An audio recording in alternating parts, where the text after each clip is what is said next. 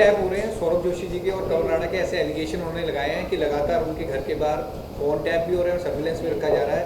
इसके वो एलिगेशन लगा रहे हैं आप पर, क्या कहेंगे? टैप हो रहे हैं, हमारी रैकिंग की जा रही है या समथिंग किसी और भी तरीके से उन्हें डराया धमकाया जा रहा है। तो मैंने उन्हें कहा भी आप अपनी कंप्लेंट दीजिए, पूरा हाउस आपके साथ अगर ऐसा कुछ हो रहा है। ਮੁੱਖ ਮੰਤਰੀ ਭਗਵੰਤ ਸਿੰਘ ਮਾਨ ਨੇ ਪੰਜਾਬ ਦੇ ਲੋਕਾਂ ਨੂੰ ਸਭ ਤੋਂ ਸਸਤੀ ਤੇ ਨਿਰਵਿਘਨ ਬਿਜਲੀ ਸਪਲਾਈ ਕਰਵਾਉਣ ਦਾ ਵਾਅਦਾ ਪੂਰਾ ਕੀਤਾ ਹੈ, ਜਿਸ ਦਾ ਪੰਜਾਬ ਵਾਸੀ ਲਾਭ ਵੀ ਲੈ ਰਹੇ ਨੇ। ਬਿਜਲੀ ਦੇ ਖੇਤਰ 'ਚ ਮੁੱਖ ਮੰਤਰੀ ਭਗਵੰਤ ਸਿੰਘ ਮਾਨ ਨੇ ਪੰਜਾਬ ਦੇ ਇਤਿਹਾਸ 'ਚ ਇੱਕ ਨਵੀਂ ਪਰੰਪਰਾ ਸ਼ੁਰੂ ਕੀਤੀ, ਜਦੋਂ 600 ਯੂਨਿਟ ਬਿਜਲੀ ਮੁਫਤ ਕਰਨ ਦਾ ਐਲਾਨ ਕੀਤਾ ਗਿਆ, ਜਿਸ ਦਾ ਪੰਜਾਬ ਦੇ ਲੱਖਾਂ ਪਰਿਵਾਰਾਂ ਨੂੰ ਫਾਇਦਾ ਹੋ ਰਿਹਾ ਹੈ। ਇਹੀ ਕਾਰਨ ਹੈ ਕਿ ਪੰਜਾਬੀਆਂ ਨੂੰ ਮੁਫਤ ਬਿਜਲੀ ਗਾਰੰਟੀ ਤਹਿਤ 90% ਤੋਂ ਵੱਧ ਘਰਾਂ ਦਾ ਬਿੱਲ ਜ਼ੀਰੋ ਆ ਰਿਹਾ ਹੈ। हाँ जी, बिजली का बिल बिल्कुल माफ हो जब आम सरकार आई है, साढ़े बहुत ज़्यादा फायदे हुए हैं, सानू बिल बिल्कुल जीरो हो गया है। जो सरकार आई सानू बिल तो माफी मिल गई कि चलो बिल माफ है, हुण सानू कोई टेंशन नहीं हैगी बिल दी। घट्टो घट्ट भी 2-2.5 साल तो ਜਿਹੜੇ ਬਿੱਲ ਹੈਗੇ ਨੇ ਜ਼ੀਰੋ ਆ ਰਹੇ ਨੇ। ਇਸ ਨਾਲ ਸਾਨੂੰ ਆਮ ਗਰੀਬਾਂ ਨੂੰ ਬਹੁਤ ਫਾਇਦਾ ਹੋਇਆ ਹੈ। ਜਿਹੜੇ 4 ਪੈਸੇ ਜੁੜਦੇ ਨੇ ਉਹਨਾਂ ਹੀ ਹੋਰ ਜ਼ਰੂਰੀ ਕੰਮ ਕਰ ਲੈਣੇ ਆ। ਬਿੱਲ ਸਰ ਪਹਿਲੇ ਤੇ ਆਉਂਦਾ ਸੀ ਤੇ ਹੁਣ ਜਦੋਂ ਦੀ ਭਗਵੰਤ ਮਾਨ ਸਰਕਾਰ ਆ ਉਦੋਂ ਦਾ 0% ਹੀ ਆਉਂਦਾ ਤਕਰੀਬਨ। 600 ਯੂਨਿਟ ਤੇ ਮਾਫ ਕੀਤੀ ਹੋਈ ਬਿਜਲੀ, ਉਹਦੇ ਨਾਲ ਕਾਫੀ ਫਾਇਦਾ ਸਾਨੂੰ। ਉਦੋਂ ਬਿੱਲ ਆ ਜਾਂਦਾ ਸੀਗਾ, ਉਦੋਂ ਥੋੜੀ ਯੂਨਿਟ ਮਾਫ ਸੀ ਤੇ ਬਿੱਲ ਕਾਫੀ ਆਉਂਦਾ। ਹੁਣ ਸਹੂਲਤ ਕਾਫੀ ਸਾਨੂੰ। 600 ਯੂਨਿਟ ਬਿਜਲੀ ਫ੍ਰੀ ਕਰਨ ਦਾ ਫੈਸਲਾ ਲਿਆ ਸੀ, 90% ਘਰਾਂ ਨੂੰ ਉਹਦਾ ਫਾਇਦਾ, ਜਿਸ ਤੋਂ ਬਾਅਦ ਲੋਕ ਪੰਜਾਬ ਸਰਕਾਰ ਦਾ ਧੰਨਵਾਦ ਕਰ ਰਹੇ ਨੇ।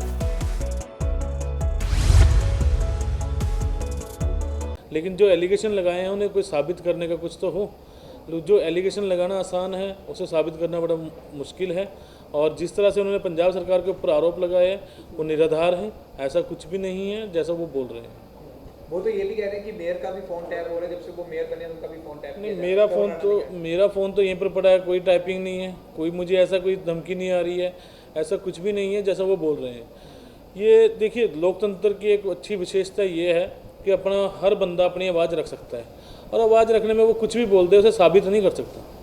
मेरे साहब ऐसा कभी नहीं देखा गया कि पार्शियल एलिगेशन लगाए कि पंजाब सरकार उनका फोन टैप कर रही है। आपको क्या लगता है इनका इसके पीछे मकसद क्या है, ये क्यों बोल रहे हैं? वो लगातार ये भी कह रहे हैं कि उन्हें ही टारगेट किया जा रहा है, 2 ही पार्षद लोगों को। देखिए, अगर मैं बात रखूं बीजेपी की, तो बीजेपी स्टार्टिंग से लेके इन इलेक्शनों से, जो मेरे इलेक्शन हुए हैं, षड्यंत्र से भरी हुई है।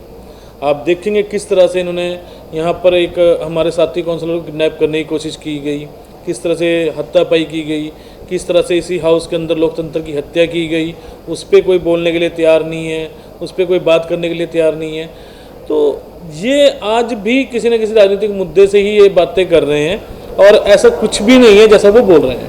सर, अनिल मसीह को लेकर आज फिर से घेरा गया हमारी पार्टी के पार्षदों द्वारा, आप क्या कहेंगे? जी, उसमें मैंने बोला है कि वो सब जुडिशनल है, सुप्रीम कोर्ट में चल रहा है केस, तो हम एक बंदे को बार बार टारगेट ना करें। अब वो तो आपको ही पता है कि किन व्यवस्थाओं के कारण उसने ऐसा किया होगा, नहीं तो कोई भी इंसान कैमरे के सामने ऐसा नहीं करता। कहीं ना कहीं ऊपर से बहुत ज़्यादा प्रेशर रहा होगा बीजेपी का, तभी उसने ऐसा काम किया। वो जो टैक्सी स्टैंड वाला जो मामला आया है, कोई टेंडरिंग होनी थी पहले, उस पूरे मसले पर क्या हुआ है, अब क्या फैसला हुआ? अभी वो विचाराधीन है, लंच समय हो गया था तो अभी उसे रोका गया है। उसमें एक कमेटी का प्रावधान आया है काउंसलरों की तरफ से, तो कमेटी भी बनाई जाएगी, उसमें काउंसलर भी इन्वॉल्व होंगे और इनटू मेयर। एक्सटेंशन दी जाएगी उन्हें टैक्सी स्टैंड वालों को? बिल्कुल, अभी इसमें विचाराधीन है और मुझे लगता है कहीं ना कहीं इसमें विचार करके एक्सटेंशन दी जाएगी। सर, ई टेंडरिंग का क्यों विरोध हो रहा है? ई टेंडरिंग का उन्होंने कहा जी हर साल जो है इसे लाया जाएगा, तो सभी काउंसलर का मत एक है कि इसे करीबन 5 साल के लिए करना जाना चाहिए। इसमें ई टेंडरिंग में क्या होता है कि जो हमारे बड़े कॉन्ट्रैक्टर हैं वो छोटे कॉन्ट्रैक्टर को आगे नहीं आने देते, और वो मतलब उनकी जगह पे अपना बिजनेस ज़्यादा कब्जा कर लेते हैं। जो छोटे हमारे बिजनेसमैन हैं वो कहीं ना कहीं जो लोकल हैं चंडीगढ़ के, उनका आज कहीं ना कहीं दुर्दशा होने के कारण ज़्यादा रहता है। अच्छा, पंडित जी ने आज सदन में आकर विरोध किया कि उनके वार्ड के काम नहीं हो रहे, लगातार विरोध भी कर रहे हैं, वो आपके साथ पहला भी मसला कई बार उठा भी अफसरशाही नहीं सुनती है कि ਤੁਸੀਂ ਇਹਨੂੰ ਲੈ ਕੇ ਅੱਗੇ ਕੋਈ ਕਰ ਰਹੇ ਹੋ ਇਸ ਤਰ੍ਹਾਂ ਦਾ ਵੀ ਕਮ ਸੇ ਕਮ ਜਿਹੜੇ ਐਮਸੀਆਂ ਦੇ ਕੰਮ ਨੇ ਚਾਹੇ ਕਿਸੇ ਵੀ ਪਾਰਟੀ ਦਾ, ਤਾਂ ਉਹ ਪ੍ਰਾਥਮਿਕਤਾ ਦੇ ਨਾਲ बिल्कुल जनप्रतिनिधियों की बात सुनी जानी चाहिए, वो किसी भी वार्ड से हो, किसी भी पार्टी से हो, उनकी बात सुनी जानी चाहिए। मैं तो कहूँगा कि एमसी के अंदर नहीं, या एडमिन के भी अंदर ये हमारी बातें रखी जानी चाहिए। वहाँ पर भी जो वो तानाशाही से अपने रूल लागू कर देते हैं, ऐसा नहीं होना चाहिए। सर, गली क्रिकेट को लेकर भी बहुत सियासत हो रही है। कहा जा रहा है कि मेयर को और सांसद को ही नहीं किया गया, पार्षद जो भाजपा के अपने पार्षद, उनका नाम भी शामिल किया। ऐसा है, वो उनका इंडिविजुअल अपना फैसला है। बीबीसीआई का अपने एक ब्रांच है, यूटीसीए जो अपने क्रिकेट एसोसिएशन है, उसमें वो किसे इन्वॉल्व करते हैं किसे नहीं, उसमें तो मैं क्या ही विचार करूँगा। वो तो उनका बखूबी जो बयान है वो संजय टंडन जी दे सकते हैं। लेकिन जो मुझे संज्ञान में आया कि हाउस के माध्यम से कि पिछले वर्ष जब गली क्रिकेट हुआ तो उसमें किरण खेर जी का नाम था, अनूप गुप्ता जी का भी नाम था। और ये जो खेल की प्रतिभा है ये राजनीति से ऊपर उठ के होनी चाहिए, और अगर ऐसा कुछ था तो उन्हें कर लेना चाहिए था। द्वेष भावना एक राजनीतिज्ञ हो सकती है, परंतु जब खेल भावना है तो उसमें सब कुछ भुला देना चाहिए। सर, बिजली की दरें बढ़ने वाली, उसको लेकर क्या जी बिल्कुल, उसका जो हम हैं विरोध कर रहे हैं। बिजली की कीमतें नहीं बढ़ी जानी चाहिए। और दूसरा, जितने भी जनप्रतिनिधि हैं उनकी भावनाओं को ध्यान में रखते हुए हमसे ज़रूर एक बार उन्हें मीटिंग करनी चाहिए। उसमें हमारे नवनिर्वाचित सांसद जो मनीष तिवारी जी है वो भी हों, और हमारे कुछ पार्षद साथी भी हों इन टू मेयर। सर, विरोध तो आपने पानी के मुद्दे को भी लेके किया था, लेकिन पानी के रेट भी बढ़े हैं। अब तो सर ये इक्विटेबल हो गया ना, अब तो बढ़ गए हैं, अब तो इस पर आप क्या करेंगे मतलब आगे? बिल्कुल, आप देख रहे होंगे कि आज चंडीगढ़ के अंदर छोटी से लेकर बड़ी कोई भी बात हो, मुद्दा हो, तो उसमें हमारे गवर्नर साहब जरूर इन्वॉल्व होते हैं। तो मुझे नहीं लगता कि गवर्नर साहब इतनी छोटी मोटी बातों में, जो हाउस की बातें उनमें इन्वॉल्व हों, तो एलजी तक रहे तो ज़्यादा ठीक है। लेकिन उसमें तो हर चीज़ में अगर गवर्नर साहब इन्वॉल्व हो जाएंगे तो कैसे करेंगे? क्योंकि मेरी आंखों देखी डंपिंग के मामले में गवर्नर साहब इन्वॉल्व हो गए, पानी के मुद्दे पे गवर्नर साहब इन्वॉल्व हो गए, हम यहाँ से कोई एजेंडा मतलब पास करके भेजते हैं उसमें गवर्नर साहब इन्वॉल्व हो जाते हैं। तो कहीं ना कहीं ये जनप्रतिनिधि को दरकिनार किया जा रहा है। वो अकेला ना तो आम आदमी पार्टी ना कांग्रेस, बल्कि बीजेपी को भी दरकिनार किया जा रहा है। और कहीं ना कहीं ये जो हो रहा है ये कहीं ना कहीं गलत है। सवाल इसी से कनेक्टेड है कि यूटी एडवाइजरी काउंसिल की मीटिंग पिछले साल अगस्त में हुई, उसके बाद कुछ नहीं हुई। उसमें सारे जितने भी राजनीतिक दल होते हैं और गैर राजनीतिक दल काउंसिलर सब इन्वॉल्व होते हैं, लेकिन गवर्नर साहब ने मतलब पिछले 1 साल से यूटी एडवाइजरी काउंसिल की कोई मीटिंग नहीं बुलाई।